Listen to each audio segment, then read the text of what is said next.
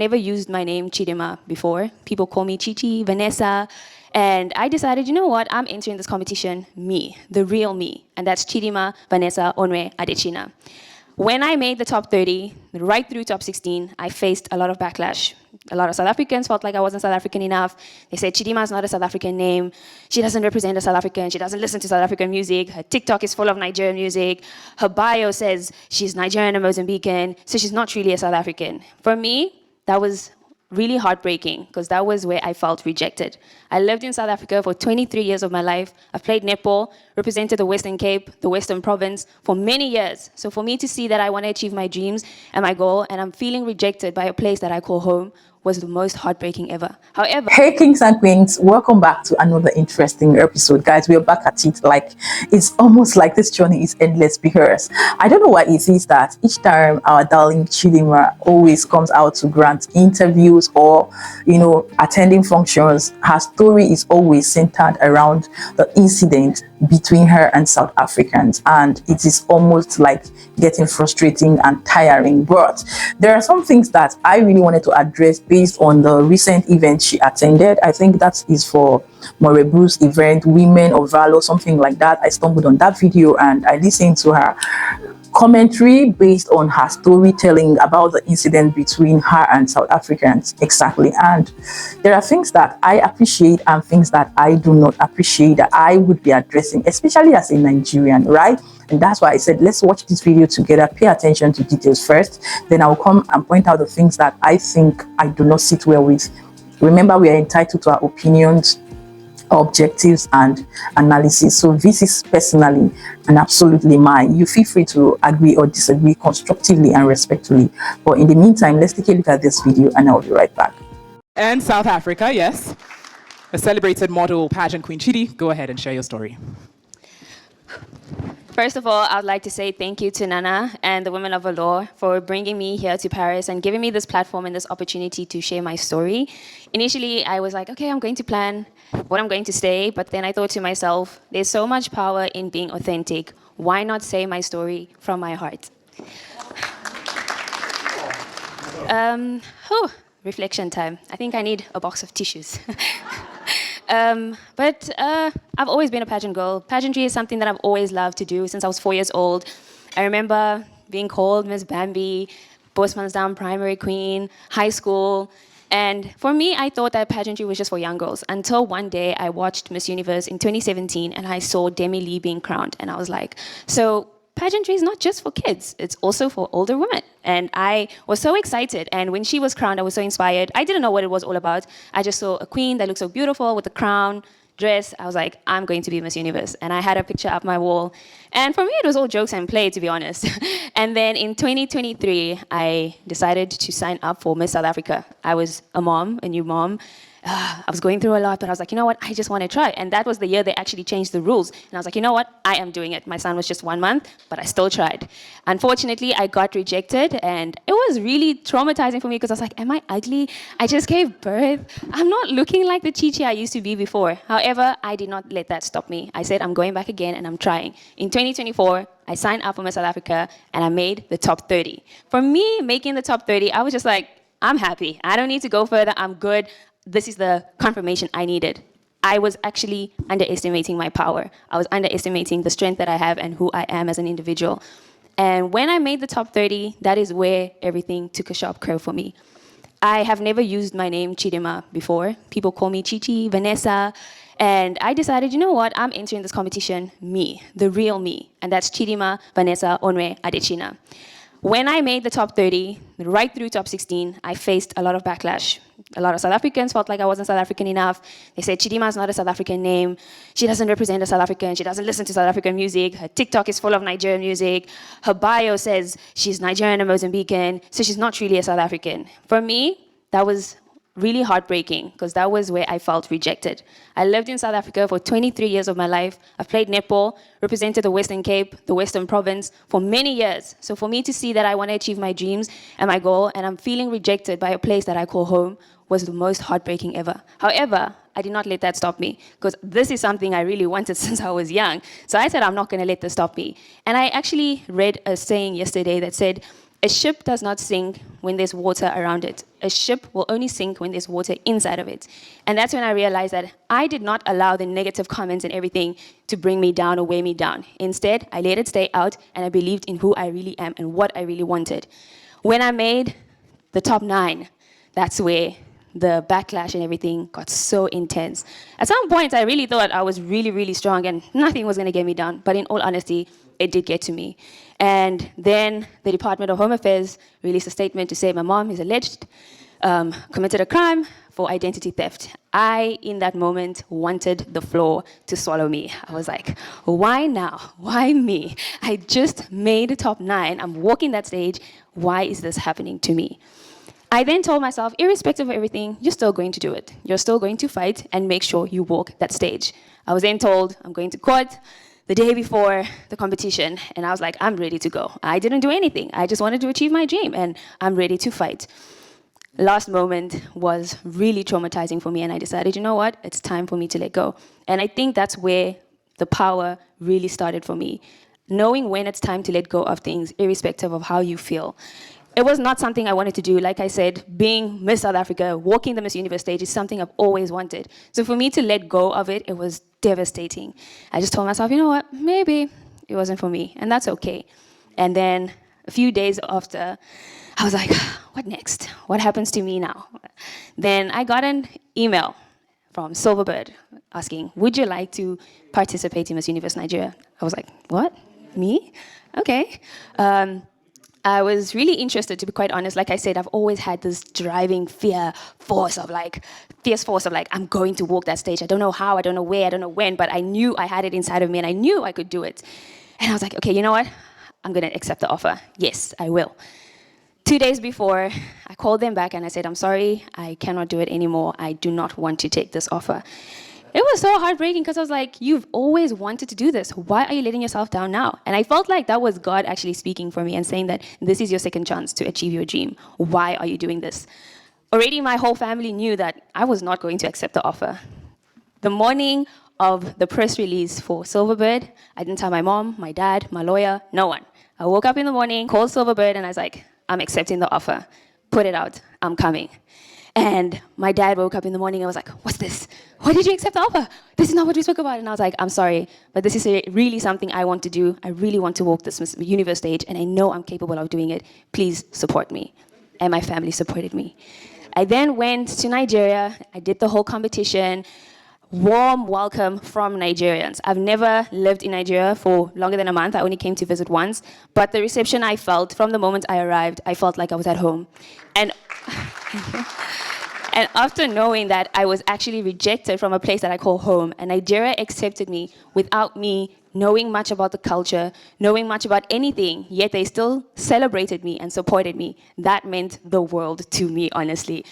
And then I was crowned Miss Universe Nigeria, and I think those of you who've watched the video, you'll see my expression was very bleak. I was like, finally, finally. And I think I was also ripped off that joy. I was filled with so much anger, so much hurt, so much pain. I couldn't really celebrate the fact that I won because I knew that I was not okay within myself. I was happy, but I wasn't okay. Then it was now time for me to go to Miss Universe. And I think that was the moment where reality really hit in for me to know that I am about to achieve that dream I set for myself in 2017. And I'm about to show everyone that put me down, doubted me, rejected me, discriminated against me, that I am still going to do it and I will definitely show up. Then I got to Mexico and I saw all these beautiful girls from the many countries, Albania, Venezuela, Thailand, Philippines. I was like, oh, Lord. Here we go again. And I'm not going to lie, I was very insecure. I've got a scar on my leg because I tried out for the SA team. I don't like my smile, my body. There's so many things I was really insecure about, and a lot of people wouldn't know, and I'm sure I'm saying it for the first time, and everyone's like, what? But it was really something I was insecure about, and I told myself, you're not going to make it. Like, you got to walk, which, congratulations. You got to achieve your dream, but you're not going to do it. Like, the competition is hectic. Like, it's not for you. And my whole team supported me. From the moment I got to Mexico, I had to make sure I put Nigeria on that map. And I'm so glad and happy that every single time I stepped out, I made sure everyone remembered who Nigeria is.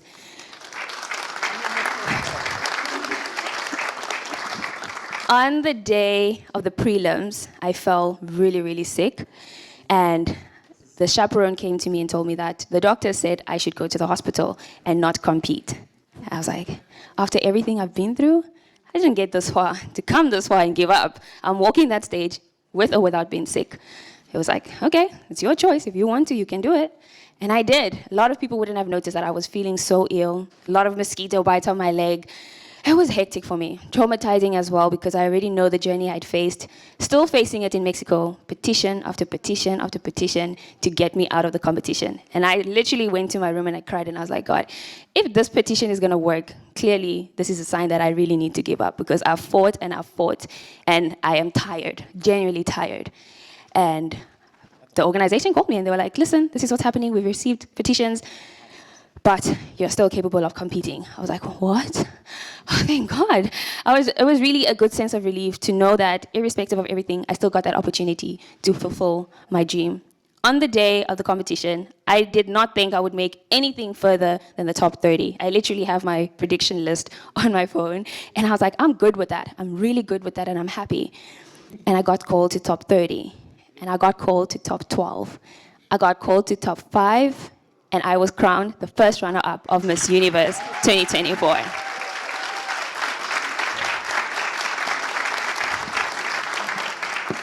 So before coming here, I got to understand that the theme was the audacity of courage. Then I asked myself, what does courage really mean? And for me, it is about doing things that you really want to do, irrespective of what you feel in that moment. Whether you feel intimidated, scared, insecure, anything you're feeling, but you're still able to put your foot down and do it. That is what courage is. And I'm so honored to be standing before each and every one of you. I feel so inspired and I'm so grateful. What an interesting story. First of all, let me say well done to Chidimma. I think she's a good commenter, like a good orator. Like, she can tell stories very well, very swiftly and smoothly, like seriously. And no hate, no shades. Of course, if you know me, I do not do hate. I only do not attach sentiment, emotions and bias, and that doesn't mean hate, H-A-T-E, right? But the truth is always meant to be said the way it is, okay? She said she has never used the name Chidimma. She decided to use her real name, but people call her Chidimma, Chichi, Vanessa. Add this up. How does it even correlate? You said you decided to come out. She said she decided to come out to use her real name. So what was she using before? Chichi, Vanessa. Chichi is the short form of Chidimma, right? Take note of that. And Vanessa is an English name, right? But you said you have never used the name. Why were you not trying to, or really not using the names?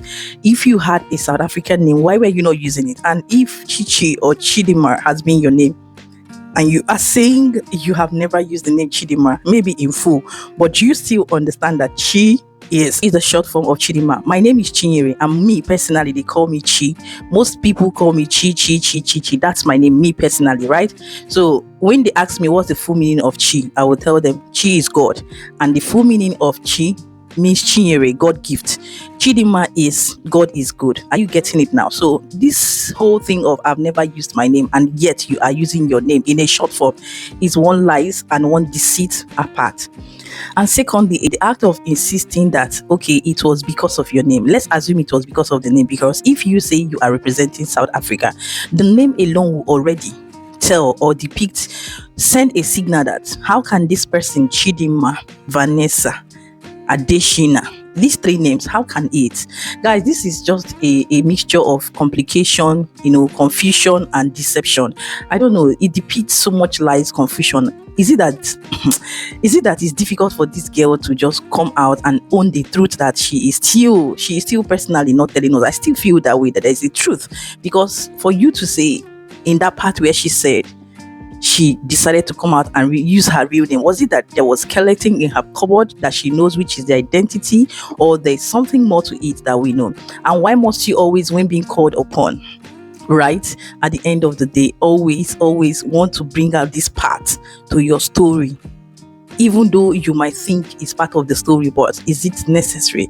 Is it necessary by trying to also put it and rub it on the face of South Africans? Like, seriously? I just needed to add this part. Let's continue. And I quite appreciate the fact that she recognized the fact that her mother's identity, first of all, right, was a major problem. But in the midst of the back and forth that transpired, what she felt and she is still failing to understand and let the world know is the fact that identity fraud is a crime, and her mom put her in that shit and point out that identity fraud is a crime and it was being committed by her mother, and it is all shades of wrong. It's one thing that I see that she's not even realizing that fact on one side, right? But making the whole story a twist of her playing the victim, right? It's another thing. On another hand, I do understand that there was definitely a call out by South Africans. Now, if there was a call out by South Africans, for crying out loud, why don't you hold that crime that was being committed very strong and accountable by yourself, not just yourself alone, by your mother? Like, let me just quickly put myself in Chidimma's shoes right now. Amidst or aside the fact that she is resilient and she is really keen at getting what she wants by any means whatsoever, whether by hook or by crook, exactly falling into the trap of my fellow Nigerians. Of course, wherever it is beneficial, it is definitely where we will find Nigerians standing and supporting, right? And in the company of More Bruce to promote his own brand, right? Now, at the end of the day, as Nigerian accepting you is not the problem. South Africans calling you out is not the problem. The problem that I have seen here that she is still failing to accept and understand is, like I said, if I put myself in her shoes, I will ask my mom, how did this happen? Why should you let this happen? And if I'm not aware, I will ask, why did you hide this from me? And why could you do such a thing to me? Because you are the one who have brought me out to this mess. The person I should be reflecting my pain and disappointment on is my mom, my parent, exactly, and not even the people. You see, the ability and inability for people to take responsibility and accountability is a different level of integrity altogether. And on the contrary, failing to take responsibility and accountability is the crime and hypocrisy, deceit we are suffering from, that is robbing and ripping us of what we are supposed to be recognized as true citizens of different countries in the continent of Africa, as the case may be. Nobody is literally saying that she was not supposed to be in position for that contest, but her identity, like we have always known and said, was the problem. Now, why don't you always come out to say, I do understand the fact that my identity is a problem and I'm disappointed that my parents brought me here, but always want to, fine-tune it and curry favor it to make South Africans becoming the victim is a no-no for me. And it is another narrative that the world wants to sell again over and over, which I do not accept. As a Nigerian, if I was in the position of people who are clapping and cheering her up, I would also question, why was the identity a problem? Why did your mother or your parents even go into such crime? And everybody should know that crime is crime, no matter who commits it or not. I am not here saying we are all self-righteous, but if we make mistakes, commit crime, we should be able to own it, accept it, ask for forgiveness and repentance completely. Of course, God in heaven understands the fact that sin is inevitable. If we choose to stay away from sin, we can. But in a case where we commit sin, we can ask for forgiveness. I think at this end, Chidimma is just beating about the bush, always finding pity-party emotions here and there, which I think should not be part of a story. Your story is that you are the first runner-up and your identity was fraudulent, and at the end of the day, correct that image, because it's not a good one. It's denting. As I am, there are things that I don't want to be associated with, even consciously and unconsciously. And if any of my family member, my parents, puts me in that position, best believe I will not, even if I say I forgive, I will not find it funny with that person, because you're denting my image. If I am trying to live, like she said, live, with integrity and come out at the end of the day clean, why should my family members put me in a bad spot or in a bad light, right? These are the things that I think should be addressed, and nobody's saying. And I see people cheering, and what kind of pathetic kind of celebration of experience is that?